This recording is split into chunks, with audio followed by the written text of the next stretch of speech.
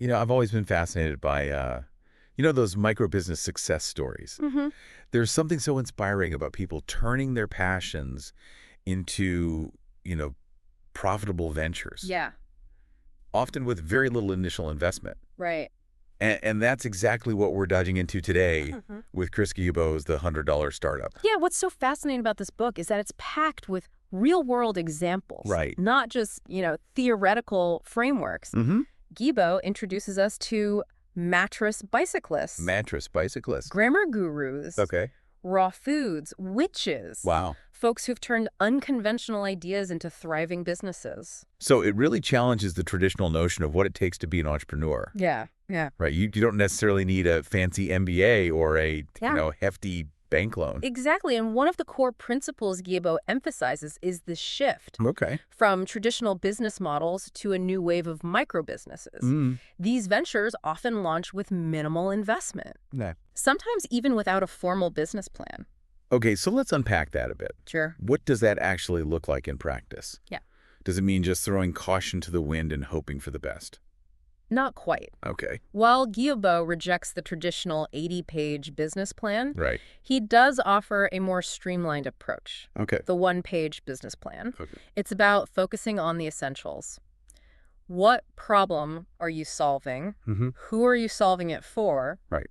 And how will you make money doing it? So it's about clarity and action, Yeah. not getting bogged down in unnecessary detail. Precisely. And, Okay. and speaking of action, Yeah. Guillebeau also highlights the importance of value creation. Okay. He argues that understanding the value your business provides is crucial for success. Mm-hmm. It's not just about what you sell. Right. It's about the transformation you offer your customers. He illustrates this brilliantly with the story of Barbara, Mm-hmm. the owner of V6 Ranch. She doesn't just sell horseback riding. Right. She sells an experience. Yeah. She helps her guests become someone else's a cowboy for a day. Yeah. But how does someone figure out what that unique transformation is for their business? Yeah. Are there any tips for identifying that core value?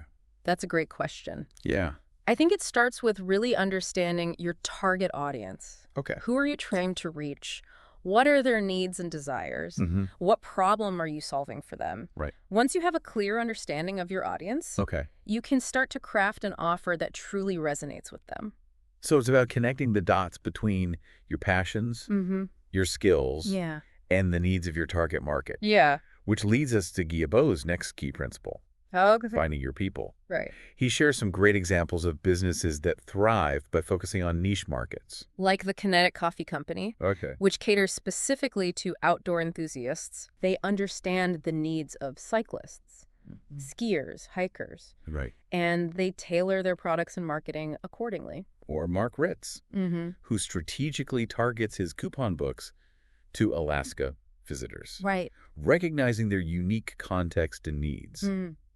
These examples really highlight the power of specificity, Yeah. of going deep, rather than trying to be everything to everyone. Right. So if someone is listening to this, trying to figure out their own people, Mm-hmm. what advice would you give them? Yeah. How do they even begin to define that niche? That's where the one-page business plan comes in handy. Okay. It encourages you to really think about who your ideal customer is, Mm-hmm. what their pain points are, Right. and where they hang out. Okay. You can start by asking yourself, who do I most enjoy working with? Mhm. Whose problems am I most passionate about solving? And maybe even thinking about the types of people you'd want to connect with, Yeah. even if you weren't running a business. Exactly. It's about finding that sweet spot where your passion and expertise align Mhm. with a specific market need. And once you've identified your target audience, Yeah. the next step is crafting an offer they can't resist. Right. Guillebeau has a great analogy for this. Yeah. He compares a desirable offer to a refreshing orange slice, Okay. offered to a marathon runner at mile 18. I like that. It's about understanding your audience's needs and desires so deeply Mm-hmm. that you can offer them exactly what they crave Yeah. at the precise moment they need it most. Right. It makes me think of those targeted ads that seem to know exactly what you're thinking. Yeah. A little creepy, but effective. Right. But Yeah. seriously, how does someone translate that orange slice analogy into a tangible offer? Right. What are the key ingredients of an irresistible offer? Guillebeau breaks it down into 3 essential elements. Okay. The right audience, Okay. the right promise, Hmm. and the right time. Okay. The right audience, as we've discussed, is about targeting your niche. The right promise is about clearly articulating the value you provide Mm-hmm. and how it will transform your customer's experience. Okay. And the right time is about understanding your customer's journey Right. and presenting your offer when they're most receptive. So let's say you've nailed down your niche. Yeah. You've crafted a compelling offer. Mm-hmm. Now you got to get the word out. Right. And Guillebeau is a big proponent of what he calls hustling. Mm-hmm. But he's not talking about being pushy or salesy. Right. He emphasizes finding a balance Yeah. between creating value, Mm-hmm. actually doing the work, Right. and promoting it, Yeah. connecting with potential customers. He uses a great analogy, a three-part icon Okay. representing the charlatan, the martyr, and the hustler. Okay. The charlatan is all talk, no substance. Okay. The martyr works hard but doesn't promote their efforts. Right. And the hustler represents that sweet spot, Right. that balance of action and promotion. So what's interesting here is that Guillebeau challenges us to embrace the role of the hustler, Yeah. to find authentic ways to promote our businesses Mm-hmm. without feeling sleazy or inauthentic. Right. That can be a tricky line to walk, Yeah. especially for people who are naturally more introverted or hesitant to put themselves out there. Right. What advice does Guillebeau offer for those who struggle with self-promotion? He stresses the importance of framing promotion as an act of service. Oh. You're not just trying to sell something. Mm. You're sharing something valuable with the world, Right. something that can genuinely help people. So it's about shifting your mindset from selling to serving. Yeah. And he also provides some practical tips, right? He does. Like a sample email template for reaching out to your personal network. Exactly. Right. He encourages starting with your existing relationships, Right. letting people know what you're up to and how they can support you. Okay. It's about building authentic connections, Right. not blasting out generic sales pitches. And what about giveaways and contests? Yeah. He seems to be a big fan of those. Absolutely. He highlights their effectiveness in boosting engagement and Right. reaching new audiences. Right. It's about finding ways to incentivize people to Yeah. interact with your brand, to spark curiosity and generate buzz. Okay. He even shares an example of receiving over 1,000 comments on a single Facebook post, giving away a $15 book. Wow. That's impressive. Yeah. It shows that even small incentives can have a big impact. Yeah. But doesn't all this hustling take a lot of time? Mm-hmm. Especially when you're already juggling the demands of running a business. Guillebeau acknowledges that concern, Okay. but he argues that you can be strategic about it. Okay. He suggests setting aside dedicated time for hustling, Mm-hmm. incorporating it into your regular workflow. Okay. Even 10-15 minutes a day can make a difference. Okay. He also recommends maintaining a text file of information and links to share, Oh, that's smart. making it easy to quickly post updates and engage with followers. So it's about finding a system that works for you Yeah, and committing to consistent action. exactly. Okay. It's about building those promotional muscles, Yeah. just like you would any other skill. Right. The more you put yourself out there, the more opportunities you'll create. So true. Welcome back. Last time we were talking about hustling and finding creative ways to promote your business. Mm-hmm. But one question that keeps coming up for me is the financial side of things. Right. How do these micro business owners fund their ventures, Yeah. especially when they're often starting with very limited resources? That's a great question, and it's something Guillebeau addresses head-on in the $100 Startup. Okay. He challenges the traditional notion that you need a hefty bank loan or a big investor to get started. Right. In fact, the average startup cost for the businesses featured in the book is just over $600. Wow. It's pretty amazing. That's less than a new iPhone. I know, right? So he's really advocating for this idea of bootstrapping, right? Yeah. Starting and growing your business with minimal outside investment. Exactly. But what does that look like in practice? Well, Guillebeau showcases countless examples of businesses that thrived Okay. without relying on those traditional funding routes. Mm-hmm. He tells the story of Michael Traynor, Okay. who started a media production company Right. with just a $2,500 camera, Okay. which he later sold to recoup his initial investment. Okay. And he went on to work with 2 Nobel Prize winners. Wow, that's impressive. I know, right? So it's about being resourceful, Mm-hmm. finding creative ways to get what you need without breaking the bank. Exactly. And it also ties back to that idea of validating your idea Right. before you invest a lot of money. You don't want to go all in on something before you know there's a market for it. I remember reading about Tara Gentile, Okay. who launched her small publishing business for just $80 initially. She was hoping to earn enough to stay home with her daughter, Right? and within a year, she was earning enough for her husband to stay home as well. That's amazing. It's a testament to the power of starting small, Yeah. testing the waters, Right. and then scaling up as you gain traction. Exactly. Speaking of unconventional funding, Yeah. didn't we also hear a story about someone using a car loan to fund their business? Yes. That one seemed a bit risky. Emma Reynolds, Okay. who co-founded a consultancy firm, Okay. needed around $17,000 to get started, Right. but traditional funding was a no-go. Right. So they took out a car loan Oh, wow. and used the money for the business instead, Really? repaid the loan within 10 months. Wow. And the bank was none the wiser. That's definitely thinking outside the box. Yeah. While it's not something I'd necessarily recommend to everyone, Right. it does highlight the importance of being creative and resourceful, Mm-hmm. especially when you're starting out. Absolutely. And then there's the story of Kristen McNamara and her climbing gym in California. Instead of going the traditional crowdfunding route, Right. she tapped into her local community, offering them a chance to invest in the gym with a return similar to a 3-year CD. That's a really interesting approach. It's Yeah. almost like a community-supported business model. Right. It speaks to the power of building relationships Mm-hmm. and creating a sense of shared ownership. Exactly. And it challenges the idea that funding always has to come from Right. big institutions or wealthy investors. Sometimes the best resources are right in your own backyard. So let's say you've figured out your funding. Okay. You've launched your business. Mhm. You're starting to gain some traction. Right. What's the next step? Mhm. How do you go from those initial one-time sales Yeah. to creating a more sustainable income stream? That's where the concept of recurring revenue comes in. Okay. Gielbo stresses the importance of getting paid more than once Okay. for the value you create. So it's like those old school newspaper subscriptions, Mm. but for the digital age. Exactly. Okay. It's about building continuity into your business model, Mm-hmm. whether it's through membership sites, subscription boxes, or ongoing service contracts. Giebo highlights Brian Gardner Mhm. as a prime example of someone who's mastered this approach. Right. He started out selling website templates through his company Studio Press, Okay. but then he strategically transitioned many of those customers into ongoing relationships. How did he do that?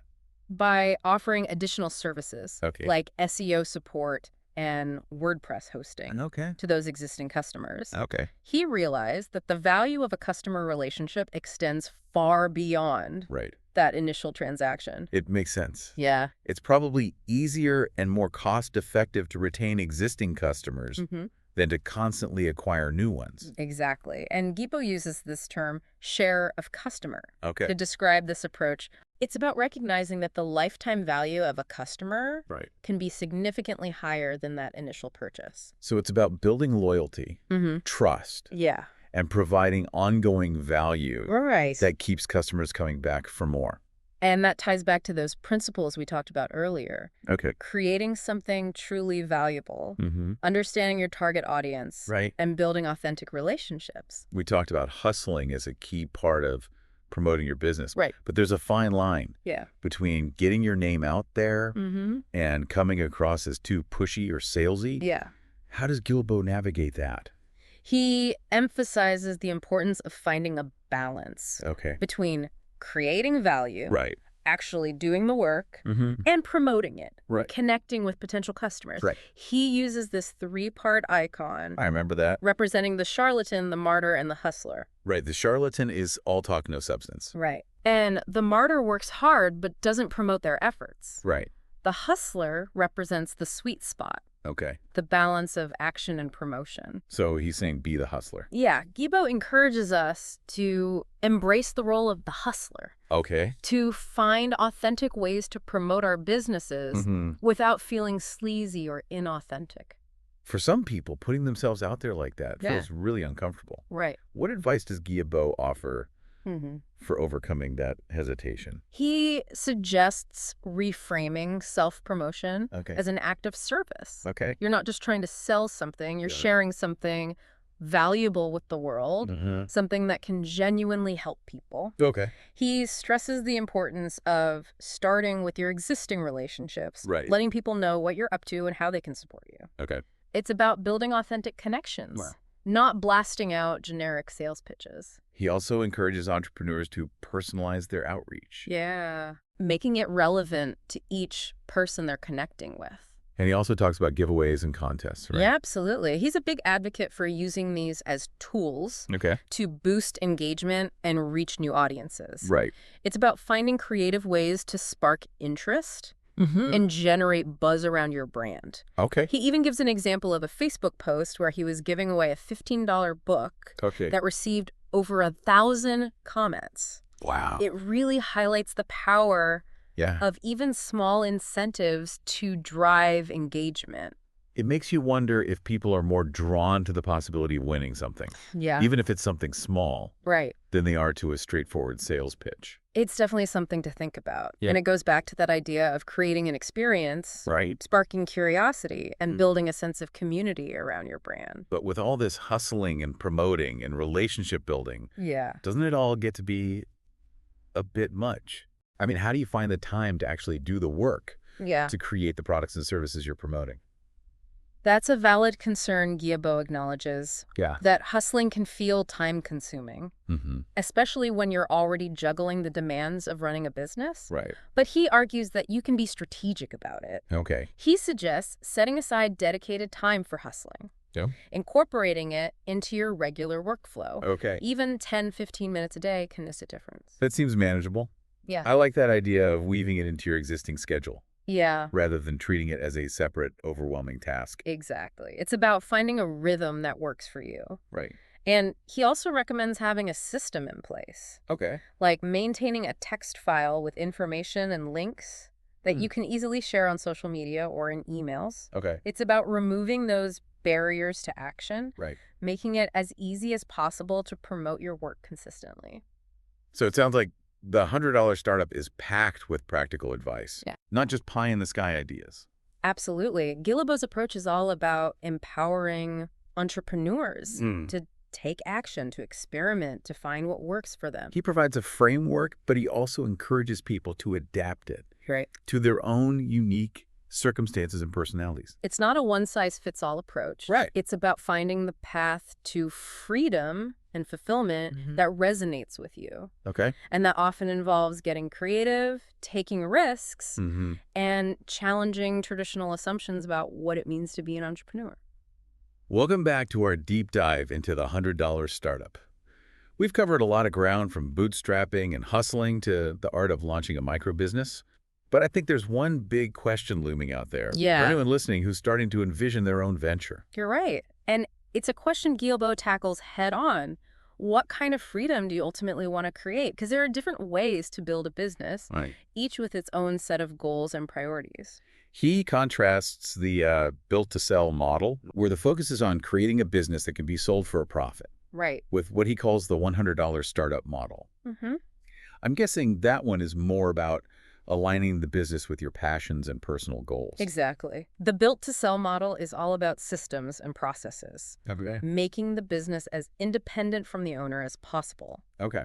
It's attractive to potential buyers Right. because they see a well-oiled machine that can run without them. Right. But the $100 startup model is more about building something Okay. intrinsically linked to the owner's unique strengths and interests. So it's less about creating an asset you can eventually sell, Mm-hmm. and more about building a lifestyle that brings you freedom and fulfillment. Precisely. And Guillebeau acknowledges that there's no one-size-fits-all approach. Okay. It all depends on your individual goals and priorities. Right.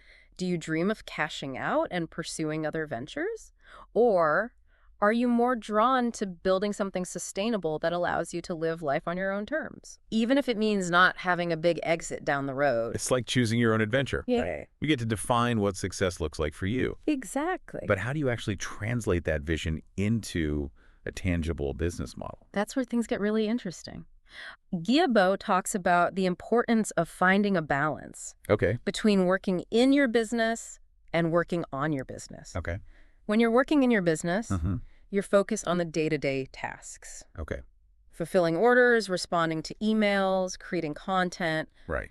But working on your business requires a more strategic perspective. Okay. It's about stepping back to assess the big picture, Mm-hmm. to identify areas for improvement, Right. to plan for growth, and to make sure your business is aligned with your long-term goals. That makes a lot of sense. Yeah. It's easy to get caught up in the daily grind Right. and lose sight of the bigger vision. Absolutely. Huh. And Yubo recommends dedicating time each day, Okay. even just 15-30 minutes, Okay. to activities specifically focused on improving your business, Oh. not just reacting to what's happening in the moment. So it's about being proactive, about steering the ship rather than just letting the currents take you wherever. Exactly. And that also involves paying attention to the data. Okay. Guibault emphasizes the importance of tracking key metrics, the lifeblood of any business. So we're talking sales, cash flow, incoming leads, that kind of thing. Right. He suggests picking 1 or 2 metrics to monitor closely at all times, Okay. while doing a more comprehensive review of other metrics biweekly or monthly. Okay. This data-driven approach gives you valuable insights into the health of your business Right. and helps you make informed decisions. It's like taking your business's pulse regularly. Yeah. Making sure everything is functioning as it should. Exactly. Now, one topic that sparked diverse opinions among the entrepreneurs Guibault interviewed was the idea of outsourcing. Okay. Specifically, whether to hire contractors or virtual assistants. I can see how that would be a tough call. Yeah. On one hand, outsourcing can free up your time and allow you to focus on your strengths. Right. But on the other hand, it can feel like you're giving up control. That's the tension. Some entrepreneurs, like Megan Hunt, found that outsourcing increased their freedom and allowed their businesses to scale. They embraced building teams and delegating tasks, freeing up their time and energy for higher-level activities. So they saw it as a way to leverage their time and expertise more effectively. Exactly. But others, like Gary Leff, preferred to maintain control and a personal touch by remaining solopreneurs. Right. They expressed concerns about quality control. Right. And the potential impact on the very freedom they'd worked so hard to create. It's a reminder that there's no one-size-fits-all approach. Absolutely. It comes down to your personality, Right. your work style, and your vision for your business. Do you thrive on collaboration, or do you prefer to have your hand in every detail? But regardless of your stance on outsourcing, Guibault stresses the importance of systemization. Right. Creating clear processes and procedures that streamline operations and make your business more efficient and scalable. So even if you're a solopreneur, you can still benefit from having systems in place that make your life easier. Exactly. It's about working smarter, not harder. Right. And it's also crucial if you ever plan to sell your business, as potential buyers will be looking for a well-oiled machine. But even if selling isn't your goal, systemization can free up your time and energy, allowing you to focus on the aspects of your business that you truly enjoy. And speaking of enjoying your business, Guibault also emphasizes the importance of creating a business that's teachable. What does he mean by that? He means designing your business in a way that it can be easily replicated or taught to others. This is essential for scalability because it allows you to expand your operations without being directly involved in every aspect of the business. So it's like creating a blueprint that someone else can follow. Exactly. And it also makes your business more valuable if you ever decide to sell it. Right. Because a potential buyer can see that it's not entirely dependent on you. It's interesting how all these principles are interconnected. Systemization, scalability, teachability. They all contribute to creating a more sustainable and valuable business. Exactly. And beyond the practical considerations, Guibault also encourages entrepreneurs to embrace the spirit of generosity. So it's not just about building a successful business. It's about using that success to make a positive impact on the world. Right. He challenges us to consider how our businesses can contribute to a greater good, how we can leverage our skills and resources to make a difference. Right. He shares his own approach, donating a portion of his revenue to organizations that support causes he believes in. That's inspiring. Yeah. It shows that success doesn't have to be a zero-sum game. Yeah. You can build a thriving business and make a positive contribution at the same time. Absolutely. And he encourages others to find their own ways to give back, whether it's through charitable donations, volunteering, or incorporating a social mission into their business model. It's about recognizing that creating freedom for ourselves is just the first step. The real challenge is using that freedom to create a more just and equitable world for everyone. So as we wrap up our deep dives into the $100 startup, What are some key takeaways you'd like to leave our listeners with? I think the biggest takeaway is that entrepreneurship is not a one-size-fits-all endeavor. Okay. It's about finding your own path, Mm-hmm. defining your own version of success, Right. and building a business that aligns with your values and aspirations. It's about challenging the status quo, Mm-hmm. embracing unconventional thinking, Mm-hmm. and realizing that you have the power to create the life you want. The $100 Startup is an invitation to step outside the traditional boundaries, Mm-hmm. to explore new possibilities, and to discover the incredible freedom and fulfillment that comes from creating something meaningful and impactful. So now that you've had a taste of the $100 startup approach, Yeah. what bold step will you take? What dream will you chase? What impact will you make? The possibilities are endless. Go forth and create. That's all for our deep dive into the $100 startup. We hope you've gained some valuable insights and are feeling inspired to take action. Until next time, keep learning, keep growing, and keep diving deep.